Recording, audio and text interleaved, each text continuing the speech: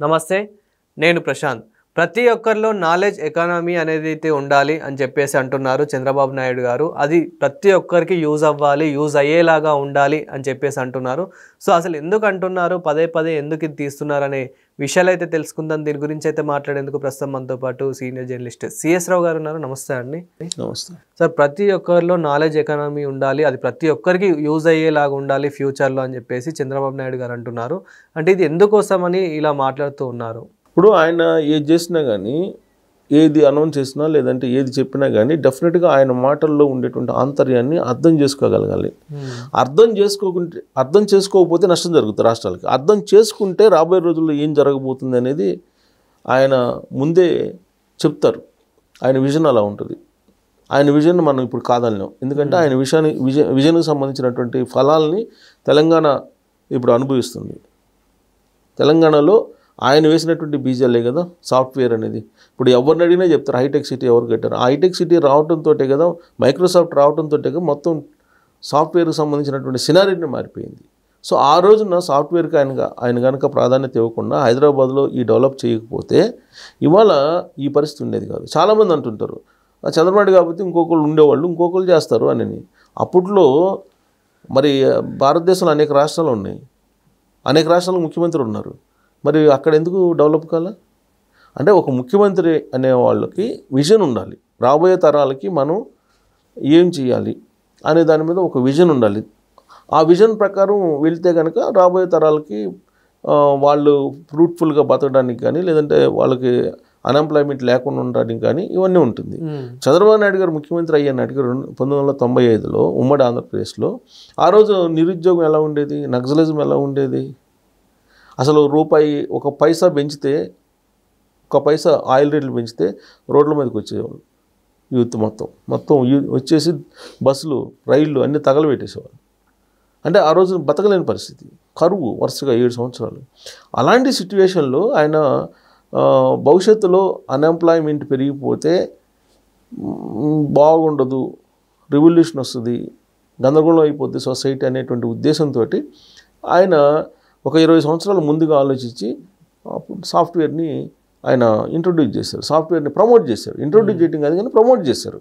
ఇప్పుడు మరి కర్ణాటకలో ఆ రోజు ఎస్ఎం కృష్ణ గారు ఉన్నారు అప్పట్లో, ఆయన ప్రమోట్ చేశారు. ఆయన ప్రమోట్ చేయబట్టే కర్ణాటకలో ఇవాళ బెంగళూరులో అది కూడా పోటీ పడుతుంది కదా, హైదరాబాదు బెంగళూరు రెండు పోటీ పడుతుంది కదా. మరి అనేక రాష్ట్రాలు ఉన్నాయి కదా, ఆ రాష్ట్రాల్లో ఎందుకు నీకు ఐటీ ప్రమోట్ కాలేదు? ఇవాళ తలసరి ఆదాయంలో భారతదేశం మొత్తం మీద తెలంగాణలో నెంబర్ 1 ఉంది. ఎందుకు ఉంది? మొత్తం రెవెన్యూలో ఏది సింహభాగం? ఐటీ ఎగుమతుల నుంచే కదా వస్తుంది రెవెన్యూ. అంటే విజన్ ఆయన. అందుకే ఎప్పుడు కూడా జనరల్గా ఎకానమీ అంటే మనం ఏమనుకుంటాం, మనం సంపాదించేటువంటి శాలరీస్, లేదంటే మన పంటలు, లేదంటే మన వ్యాపారాల్లో వచ్చేటువంటిది, లేదా మన ప్రొడక్ట్ తయారు చేసి అమ్మేది, ఇది అనుకుంటాం ఎకానమీ. కానీ ఆయన ఎకానమీ అంటే ఏంటంటే ఆయన అనుకునేది నాలెడ్జ్ ఎకానమీ. నాలెడ్జ్ అనేదాన్ని ఒక ఎకానమీ అనుకుంటారు ఆయన. పెద్దోళ్ళు చెప్తుంటారు, నువ్వు చదువుకున్నావు అనుకో, అది ఎవరు దొంగలు తీసుకెళ్ళిపోరు, ఎవరైనా దోపిడీ కూడా చేయరు, నీ నాలెడ్జ్ నీ దగ్గరే ఉంటుంది. అదే నువ్వు డబ్బు సంపాదించుకుంటే, ఆ డబ్బు సంపాదించడమే పనిగా పెట్టుకుంటే ఆ డబ్బు ఇంకోళ్ళు దోచుకుని వెళ్ళొచ్చు, లేదా పరిస్థితులు మారచ్చు. కానీ ఇన్ని పరిస్థితులు ఎలా మారినా కానీ నాలెడ్జ్ ఉంటే ఆ నాలెడ్జ్ని ఎవరు తీసుకెళ్ళలేరు. ఇవాళ అమెరికాలో ట్రంప్ ఇన్ని నిబంధనలు పెడుతున్నా కానీ ఇండియన్స్ వద్దలేకపోతున్నారు కదా. నాకు అవసరం లేదు అని చెప్పి మీరు వెళ్ళిపోండి అని చెప్పి అంటలేదుగా. కాకపోతే వీళ్ళ నుంచి ఇంకా ట్యాక్స్లు కట్టించుకోవడానికో, లేదంటే వాళ్ళ దేశానికి రెవెన్యూ పెంచుకోవడానికి ప్రయత్నం చేస్తున్నారు తప్పితే వాళ్ళే రిస్ట్రిక్షన్ చేయట్లేదు, అందరిని పంపించే ప్రయత్నం చేయట్లేదు కదా. అంటే నాలెడ్జ్, అక్కడ నాలెడ్జ్ అనేది, ఆ నాలెడ్జ్ అనేది ఇంపార్టెంట్. నాకు మేధావులు కావాలని చెప్తున్నాడు కదా ఆయన. నాకు మేధావులు కావాలి, మేధో సంపత్తి కావాలి. అలా కాకుండా మేధో సంపత్తి లేని వాళ్ళు నాకు అవసరం లేదని చెప్తున్నారు ఆయన. ఒకటే చెప్తున్నాడు, నా కంట్రీ ధనవంతులు, మేధావులు, వీళ్ళు రెండింటికే స్థానం నా కంట్రీ అని చెప్తున్నారు. ధనవంతులు కావాలంటే మేధో సంపత్తి కావాలి. ఇవాళ మనం గత 20 సంవత్సరాల నుంచి చూస్తుంటే మామూలు స్టార్టప్ కంపెనీ పెట్టుకున్నటువంటి వాళ్ళు కొన్ని కోట్లు, 1,000 కోట్ల రూపాయలు సంపాదించి ప్రపంచ కుబేరుల జాబితాలో చేరిపోతున్నారు. సో అంటే నాలెడ్జ్ ఎకానమీ అనేది ఇంపార్టెంట్ అనేది చంద్రబాబు గారు చెప్తున్నారు. అందుకే ఆయన సంపదను సృష్టించి ఆ సంపదను పేదలకు పంచాలి అనేది ఆయన కాన్సెప్ట్ ఫస్ట్ నుంచి చెప్తుంటారు.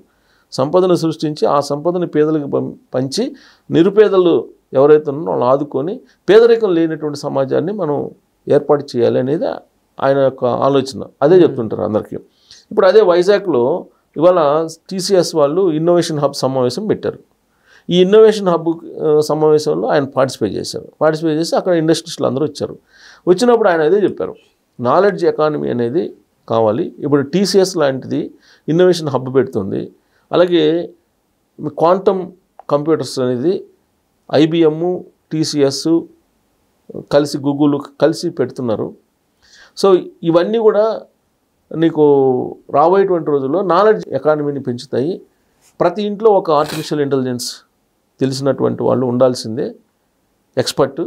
అలాగే ప్రతి ఇంట్లో ఒక ఇండస్ట్రియలిస్ట్ ఉండాలి. ఇది కాన్సెప్ట్. ఈ యాంగిల్లో మీరు ఆలోచించండి అని చెప్పి ఇన్నోవేషన్ హబ్ని పెడుతున్నటువంటి TCSకి ఒక సూచన గైడెన్స్ ఇచ్చారు. జనరల్గా TCS అనగానే ఒక బ్రాండ్. ఆ TCS అనేది కొంత వ్యాపారాత్మకమైనటువంటి కంపెనీ అయినప్పటికీ కూడా దేశీయంగా దేశం మీద కొంత అభిమానంతో వాళ్ళు కొంత వ్యాపారాలు చేస్తుంటారు. నైతికంగా వ్యాపారాలు చేస్తుంటారు. అది రతన్ టాటా గారి దగ్గర నుంచి వచ్చినటువంటి సాంప్రదాయం అది. అందుకే వాళ్ళు మిగతా వాళ్ళ కంపెనీలు గాను టాటా కంపెనీలు చాలా తేడా ఉంటుంది. డెఫినెట్గా దేశాన్ని ఉద్దేశించే వాళ్ళు మొత్తం బిజినెస్ని డిజైన్ చేస్తారు. కానీ మిగతా వాళ్ళు అలా కాదు, దేశాన్ని పక్కన పెట్టేసి ఓన్లీ బిజినెస్ డిజైనింగ్ చేసుకుంటారు. కానీ ఈ కంపెనీ అలా కాదు. అందుకే TCS ఇప్పుడు ఇన్నోవేషన్ హబ్స్ని పెడుతుంది. TCS ఇన్నోవేషన్ హబ్స్ని పెడుతుంది అని అంటే ఎంత క్రియేటివిటీ ఉంటుంది అక్కడ. క్రియేటివిటీ అంటే ఏంటి?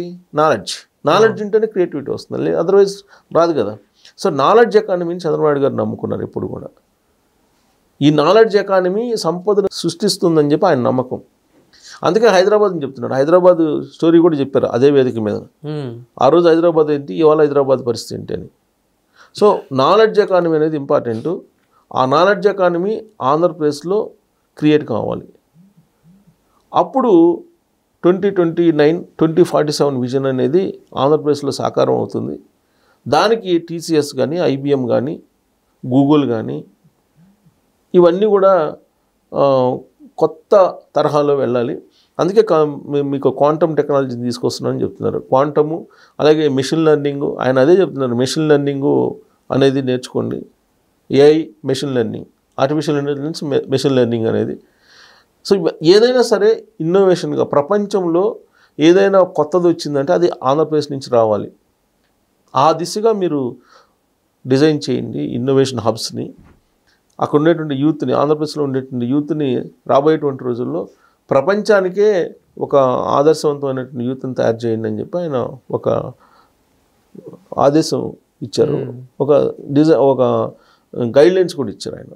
సో ఎందుకు చెప్తాను అంటే నాలెడ్జ్ ఎకానమీ అంటే ఎవరికి అర్థం కాదు. ఎందుకంటే ఒక సాఫ్ట్వేర్ పరంగానే అనుకోవచ్చా, లేదంటే ఇప్పుడు ఒక్కొక్కరికి ఒక్కొక్క టాలెంట్ అనేది అయితే ఉంటుంది. అంటే ఒక టాలెంట్ తీసుకున్నట్లయితే కనుక ఒక్కొక్కరు డిఫరెంట్గా కార్లు తయారు చేయడం కానివ్వండి, ఇట్లా. సో ఒక్కొక్కరు ఒక్కొక్క టాలెంట్ అలా కూడా ఎంకరేజ్ చేస్తారు అనుకోవచ్చు. మొత్తం ఎవరి టాలెంట్ ఎంత ఉందో ఆల్రెడీ స్కిల్ ఆడిట్ చేశారు వాళ్ళు.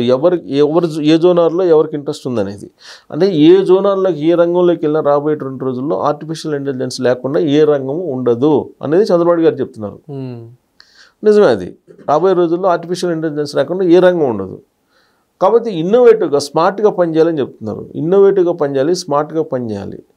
ప్లస్ ఇన్ని గంటలు పనిచేయాలి కూర్చొని అనేది కూడా కాదు. క్రియేటివిటీ పనిచేసినంత సమయంలో నువ్వు ఎంత క్రియేట్ చేయగలవు అంత క్రియేట్ చేయాలి.